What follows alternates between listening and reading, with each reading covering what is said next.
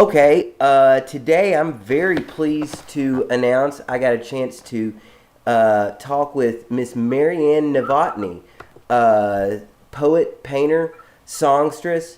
Marianne, how are you doing today? Excellent. How about yourself? Well, as usual, a dozen mix-ups on the way to record the interview, but other than that, I guess doing all right. Yeah, I guess we'll go ahead and jump into this. First, I wanted to mention that you were discovered in your teens. At the age of 16, you emerged from the stage of the Knitting Factory, performing live. So and you've been steadily creating. Then can you tell me about how you got started in music and publishing, and especially how you were able to break in at such an early age? Well, actually several years that and I actually made the contacts to really make that dream come alive, and that was through Laurie and Mark of Avaton Book Company. Mm-hmm. The way I met him was actually hanging out on the street, and at that time I was kind of like uber goth with my punky friends, just hanging out on the street smoking cigarettes. Actually, at that time I was smoking cigars. um, and I kept seeing this couple walking down the street together to this one bookstore, carrying boxes of books, and he was always well dressed in a suit, and she was always dressed perfectly in 1930s clothing. Those people happened to be Mark Dagley, the geometric abstractionist and musician, Right. and Laurie Bortz, the playwright. They just happened to move to Newton as like a temporary thing after they were living in the West Village. And so in between, places to live and where they were seeking out their next place, they just happened to be there. And I ran up to them, and I was just a lot more crazy and outgoing, and was like, "Hey, you guys look great. What are you doing? Are those books? Hey, your face is on that book." She was taking her plays down to the local bookstore and setting up a display. And I said, "Hey, I'm a writer too." I was obsessed with writing poetry and prose and short stories. I used to try to, when I was very little, I used to try to hide them from my mom by when she put the drapes up.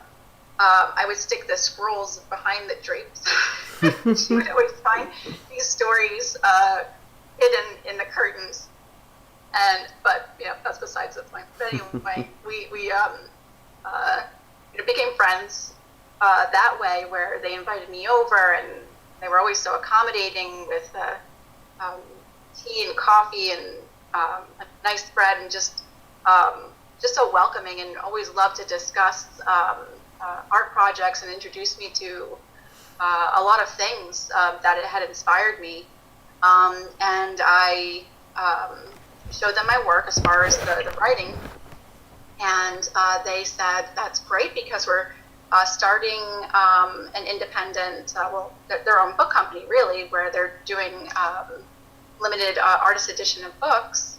And they wanted to look over my work, and they decided that they wanted to release it as a poetry book, and that's when we did the poetry book Nowottny. And I illustrated, of course, the book. Right. And a lot of the illustrations, I would have to say, I was very inspired by Francis Bacon and Stephen Gammel, who illustrated Scary Stories to Tell in the Dark. Oh, yes, yes. I love those drawings. It took off from there. You have to stop me sometimes, because I will go off on tangents. Oh, right. I was going to say, in regards to your art and doodles, and let's see, there was some of it kind of resembles to me like Austin Osman Spare's Sigils, and maybe even some Voodoo Vives, which kind of brings me into the next question. You're obviously, you're working in a lot of mediums and in a lot of styles, But can you break down some of the major, like, artistic, musical, literary, and cultural, or even mystic, whatever kind of influences that have kind of the varying threads that make up the varying personas?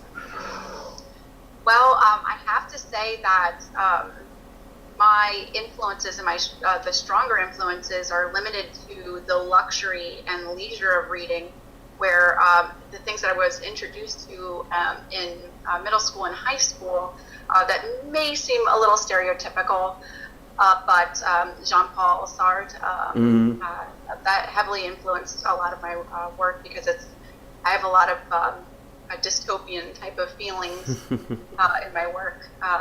And let's see, who else? Well, Lenora Carrington, who is actually a surrealist painter, she wrote this book, The Ear Trumpet. I love that book.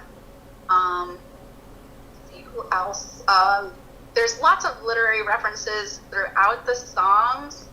The Yellow Wallpaper is based, it was the song Bourbon Prince, and I mentioned Yellow Wallpaper. Charlotte Perkins Gilman, one of my favorites since childhood, yes. Oh my goodness! Wow! Oh, I love it, yeah. That's awesome. And, what I'm reading kind of now, I'm hoping that I can really draw from, and I'm sorry to kind of jump around so much. No, not at all, yeah. Yeah, it's like I kind of have to pull from these literary references, because where I had the luxury of reading and absorbing and processing and writing constantly and ignoring my teachers in school, I don't have that now. My attention is commanded so much more that I don't have that mental freedom to wander.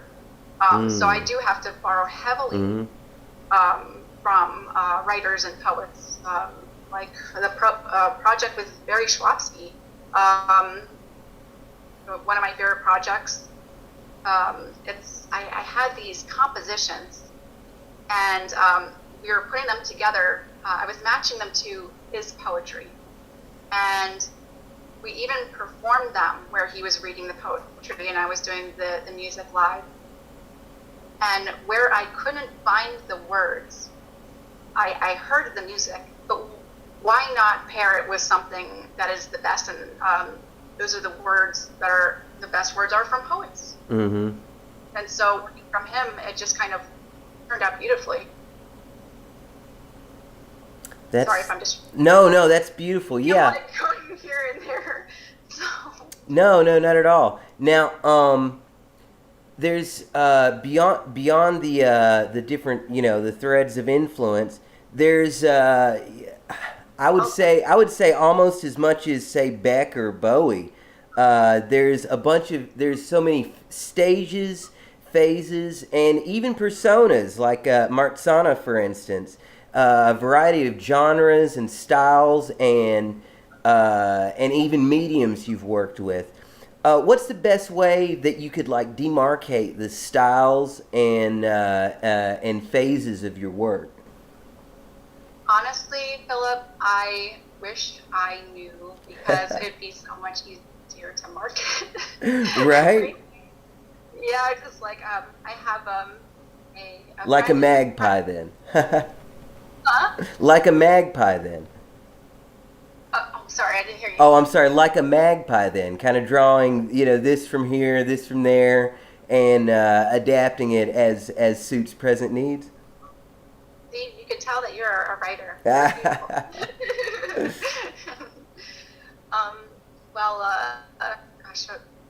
I have a friend who's a music manager, and he even says you have to have those keywords when you're promoting or marketing something nowadays, because everything's on the internet. Recommend it if you like, and all that jazz, yeah.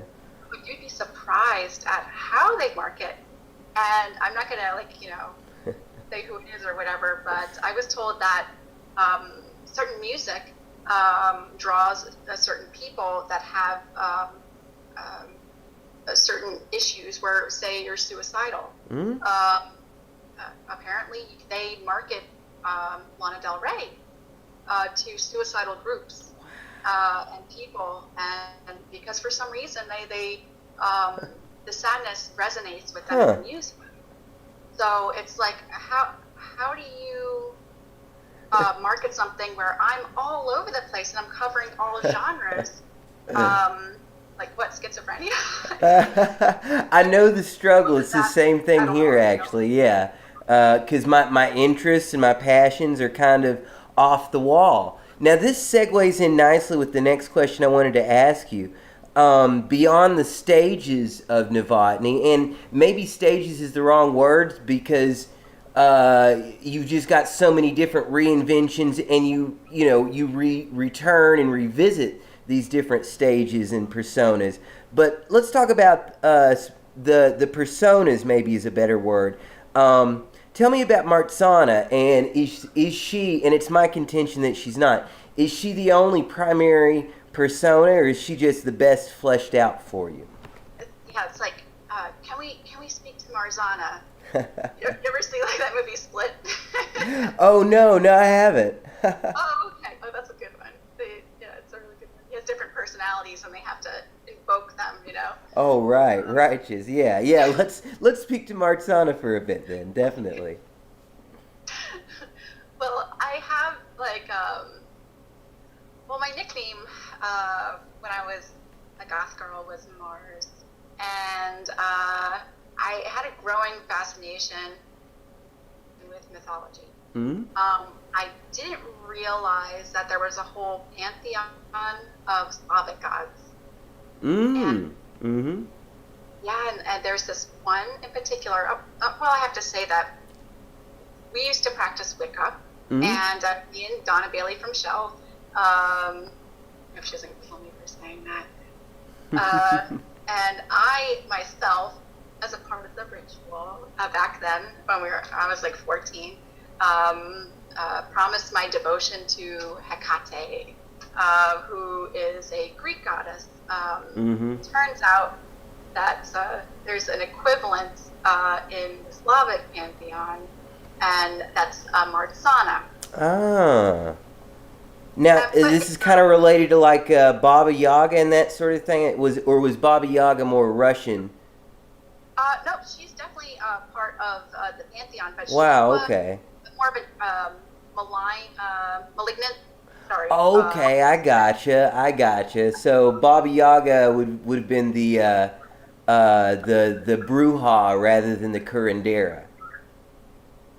I don't know what that word. Oh, like the difference between for instance, like a bad an evil witch doctor who casts spells, and say a shaman or medicine man or woman who heals. So like you've got the darker aspect would be Baba Yaga, but both kind of represent the, I guess, esoteric and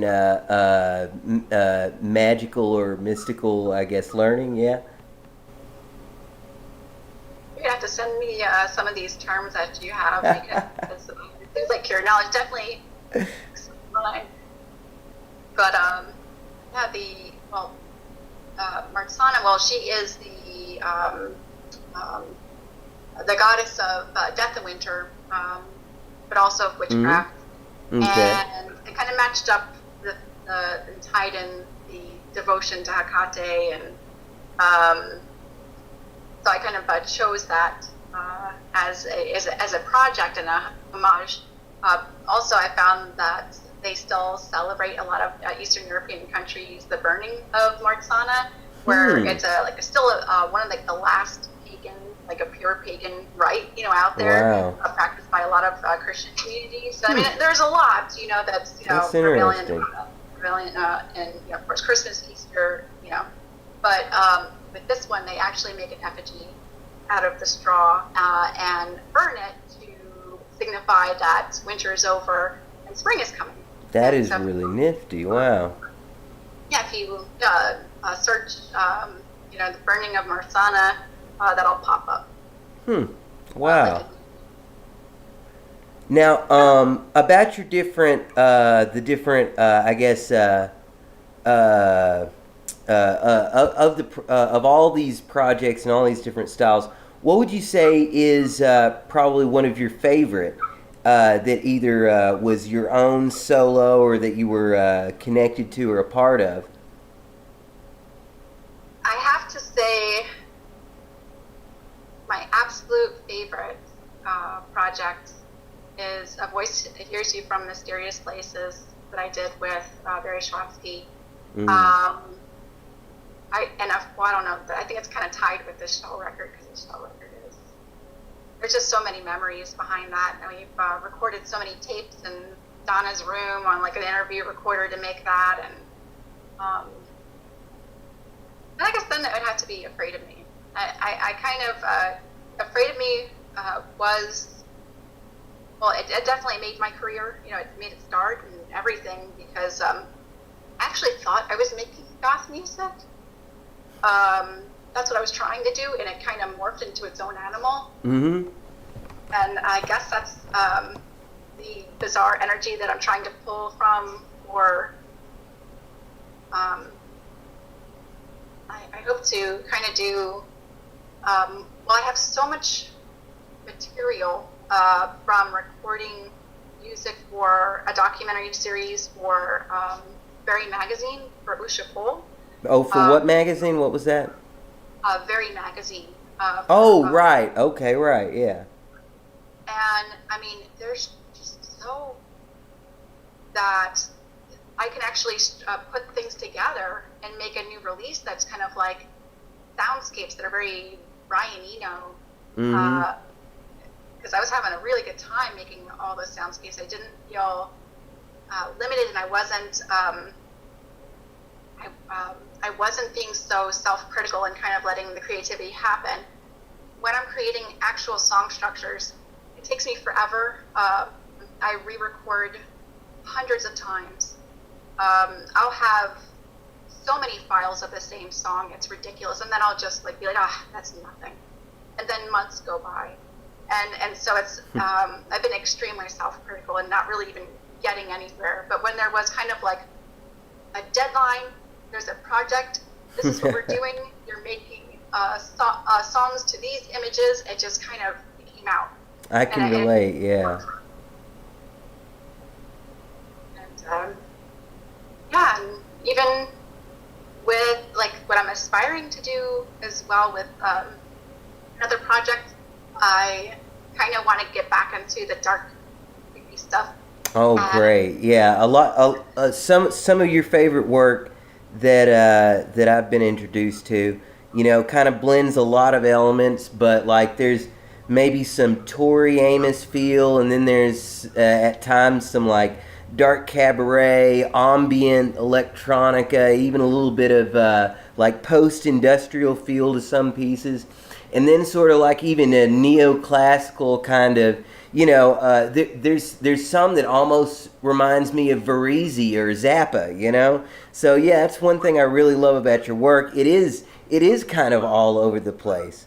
Now in the future, what's your dream project? Who would you if you could work with on anything or with anyone? What would be the ideal project for you? I would have to say a friend sent me a video recently of Ukrainian Barbie singing opera. Actually, Mark Dagley sent me that video. Yeah. And I think she sings wonderful, and I think that she's a great performance artist, and I don't think that she's crazy at all. I think she's really smart. With her, I would love to work with, if I could have her, I'm just and Nowottny, if I wow, talk about classic industrial, yeah. Yeah. And you know what, Purity Ring would be awesome. Like if we could somehow, I don't know if I know that group, Purity Ring. It's like all of their songs are, it almost sounds like, if I could describe it, if Witchhouse was for 13-year-old girls. Well, I guess I was a 13-year-old girl a few years ago. I guess I'm about a 16-year-old girl now then? Great. And if you listen to, like, there's this one song, like Loft Cries, which I love. But if you go and you listen to it, you'll be like, yeah, you could definitely hear that. Mm-hmm. Awesome. But I am so sorry to do this to you Mm-hmm. because you had mentioned way back in the interview about, of course, the certain gigs that kind of shaped. Yes. Yeah. Monumental moments and the big milestones. And I just, because the reason why is I have to thank somebody. And I just really, really want to thank Glenn Max of the Knitting Factory. You, my career. I met so many people and idols, played such great shows. I mean, the Knitting Factory was my career, was the highlight, it was the pinnacle, and it was all because Glenn Max booking me. He now has his own project in London called Convergence, which melds multimedia and musical performances. They're go-to-me. And when I mention the Knitting Factory, it's actually big name dropping time. I got to meet Rasputina's Suicide. I played with Genesis P-Orridge from Psychic TV and Throbbing Bristle. I played with Anthony. That's awesome. Wow, yeah. Lou Reed saw me play By Default because he actually came to see Anthony and the Johnsons. Kurt Loder did come for me specifically, so he didn't mean to see me. Cat Power made fun of me after I played with Soft Machine. She said, if you want to, but any press is good press, even. Right. Yeah, that was really cool. Yeah, that the times in the Knitting Factory were the best. And of course, Shell played there too. We played there. We did our 4th of July show, and that was all tapes. Oh, speaking of Shell, so unfortunately we weren't able to do the recording. But yeah, so that's another thing. In the care package I got from Abbott and Books, there's these nifty Shell window suckers. I got the Beware Ann doll here. Tell me about some of the other the art and artifact projects. You know, you're a painter as well. There's a lot of stuff that you're into apart from just the writing and music. Well, I'm really glad that you brought that up because it's more of an ironic type of thing. Mm-hmm. Like, here you have, okay, you think back to the 80s, like all of our favorite cartoons, Thundercats, Right. and Kira. Those were all created just to sell toys. Exactly. Yeah. And so here I was like, we were trying to do like a fake pop star thing. Mm-hmm. Okay. Because I noticed that a lot of these artifacts have connections to like a lyric from a song or something. That's something that it's not just neat gimmicky stuff. And, you know, who doesn't love neat, gimmicky stuff to put on your wall? But it's also, like, it's all sly. There's a sly reference here and there to a song or an album or whatever. That's something that I found really intriguing. But, yeah. Tell me a little more about this. The fake pop star, yeah. Manufacturer of the fake pop star, yeah. Well, I mean, some of the stuff, like, we were just kidding around and people got a little pissed off, you know, because they were kind of like gags. Like, we had shell tabs because on some of the cassettes, we were joking around about gel tabs and, you know, what those are. And we put candy buttons in a plastic bag and we were selling them. And people thought they were buying contraband. And they would be eating the candy, and nothing was happening, you know? What else? Oh, we had a perfume, eau de Shell. And what would it smell like? Because we're talking about the way that we live, you know? it's beer and cigarettes. So that's exactly what it was. They even had like a cigarette butt in there with our lipstick on it. So. Mm-hmm. And all those products are still available, and you can buy your fake drugs through us. You're right. Yeah.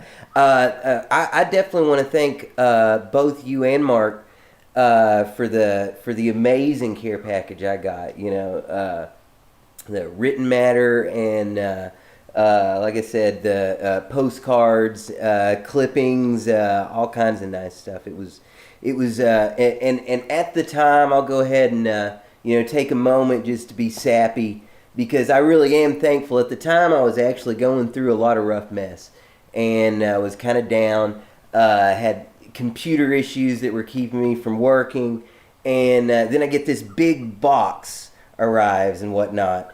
But yeah, okay. Now, your latest release was the Sensorium Saxophone Orchestra EP, right? Now, what's next on the agenda? I know that you're working on some kind of project right now at the moment, right? Yes, well, there's going to be another all-American band release. I'm just finishing up some tracks for that. Also, there's going to be more of an ambient, Brian Eno-esque soundscape nice. Release. Then there's going to be something that's going to be merging with the hopes of capturing the feeling of the dark trap and witchhouse, and even and so I really hope to have some type of release like that. So, and I'm reading certain things, of course, kind of drawing lyrics, and I have to talk about a certain book that actually a couple of them are just like, this one has been awesome. Madame Blavatsky's Baboon. Oh, the Theosophy chick, yeah. Really, really good. The author does an incredible job. I find myself like, trying to like highlight and remember some pages here. She's very interesting, of course, because she's just kind of like a hustler, a spiritual hustler, and she. Right. The amount of people that she duped, and I mean, she was a Russian aristocrat who was disinherited because she didn't want to marry somebody specifically. So she kind of lived this renegade life. And you would think with the trials and tribulations that she went through, she would stop at some point and be like, I'm nuts, this is not working. She would not quit. She got into so many different secret societies and scammed so many people. It was interesting, and almost kind of reminds me of the Ukrainian Barbie and her spiritual things right now. Like, she's so smart. She's doing the whole model thing and getting people interested with the bizarre plastic surgery. Now she's doing a cult thing. Right. Huh. Yeah, it's very interesting. Well, heck, ABBA had their own cult. Why not? What's that? ABBA had their own cult. Why not? Or there was a cult based on ABBA, something to do with like aliens. It was like a UFO cult, UFO religion cult, or something like that. Primarily big in like Germany and some other European spots. But yeah. Now, where can we learn more? What social media channels can we keep up with you at? Website? Do you have a Patreon account, for instance? If people are wanting to see more, yeah. No Patreon just yet. But you can follow the Abaton Book Company website at www.abatonbookcompany.com. Also, you can follow us or just look for Marianne Nowottny Music.